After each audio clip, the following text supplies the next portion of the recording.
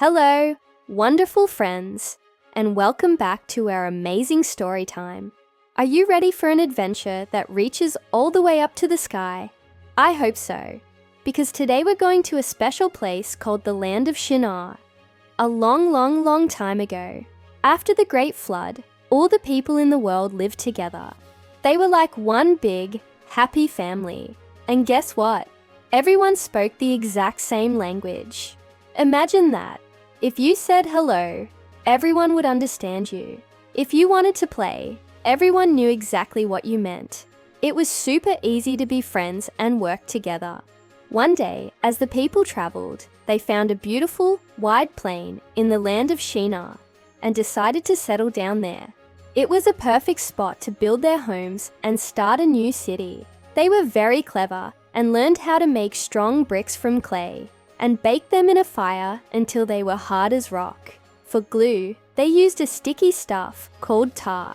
As they started building, a big idea popped into their heads. One of them said, "Hey everyone, let's do something incredible. Let's build a city for ourselves, with a tower that reaches all the way up to the heavens." Everyone cheered. "Yes!" Another person shouted. "This way, we can make a name for ourselves, and we won't be scattered all over the world." They wanted to be famous and stay together in one powerful group, so they got to work. Day after day, they stacked brick upon brick, higher and higher. The tower grew taller than the tallest trees, taller than the highest hills. It was a magnificent sight. From the ground, it looked like it was touching the clouds. The people were so proud of their work. They felt strong and important, thinking they could do anything they wanted, all by themselves. But up in heaven, God was watching. He saw the city and the tower that the people were building with so much pride. God knew that they were building the tower, not just to stay together, but because they thought they were as powerful as He was. They were forgetting to be humble and thankful. God loves when we work together, but He also wants us to remember that He is our Creator and Guide. God saw that if they continued like this, with one language and so much pride, nothing would be impossible for them to imagine doing, and they might make more choices that weren't good for them. So God decided to do something very interesting. He came down and gently mixed up their language. Suddenly, a worker would ask for a brick, but the person next to him would hear something completely different, like, "Pass the banana." Another person would try to say, "Let's build higher," but it would come out sounding like, "The sky is green."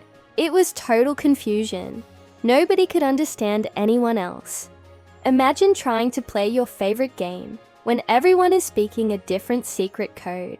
Building the tower became impossible. Frustrated and unable to communicate, the people stopped working.